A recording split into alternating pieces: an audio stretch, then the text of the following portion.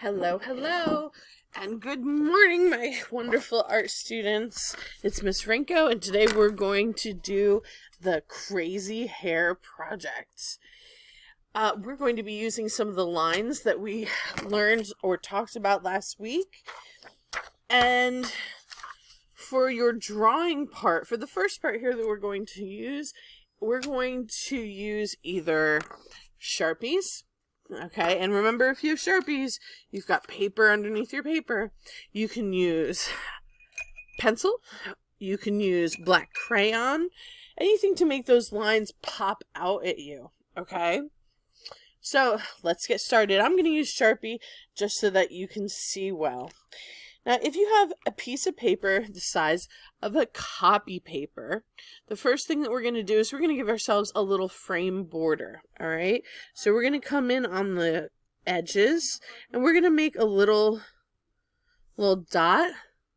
We're going to do that to all four corners, all right? Come in, make a little dot, and it doesn't matter if they're perfect. They don't have to be.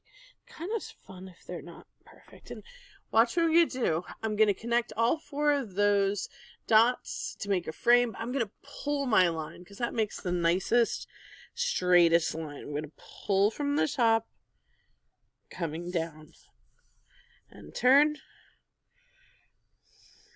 and turn,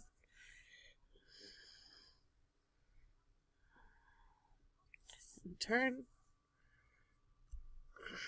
and last one. Here we go.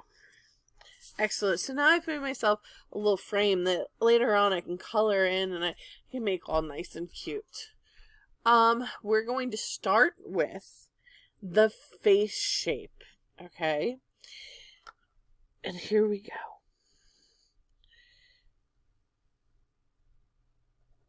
It's a nice little U, isn't it? Okay? And you can do two things right now. You can either make a line that curves for your hairline, or you could just keep it flat, and that's fine. All right? The next thing we're going to draw for the neck, two little curved lines. We're going to draw the shoulders by coming down. Drawing a little t-shirt line. If you want to draw the armpits of the t-shirt, you can. All right? And next we're going to draw a face. Remember, this is a pretty small face, so you don't have to put a lot of details into it. So we can just add eyes. Now, you can just put little dots for eyes. That's okay. Or I'm going to make it look like I'm looking down.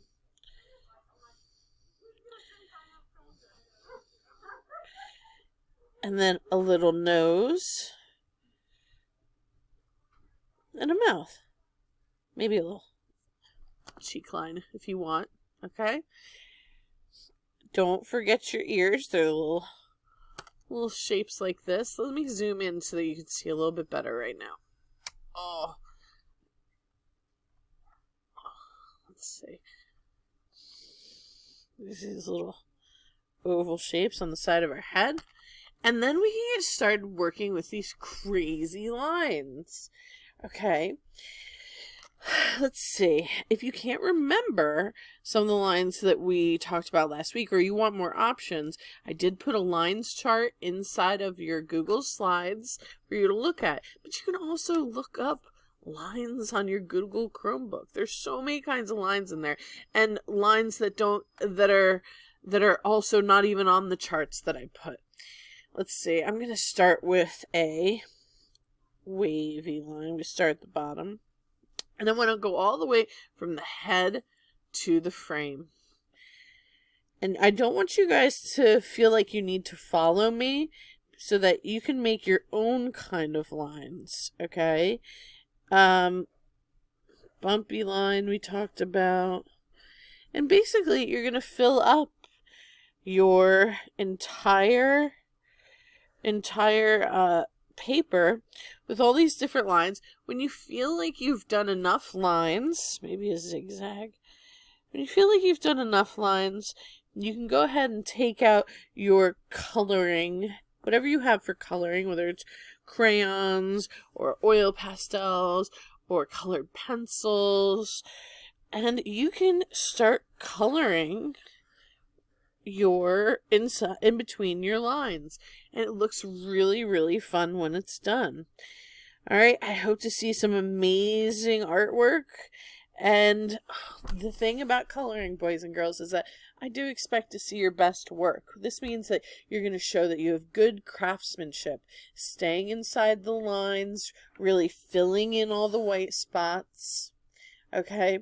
If you want to get really creative at the end, you can always color in or add designs on your t-shirt too. Why not?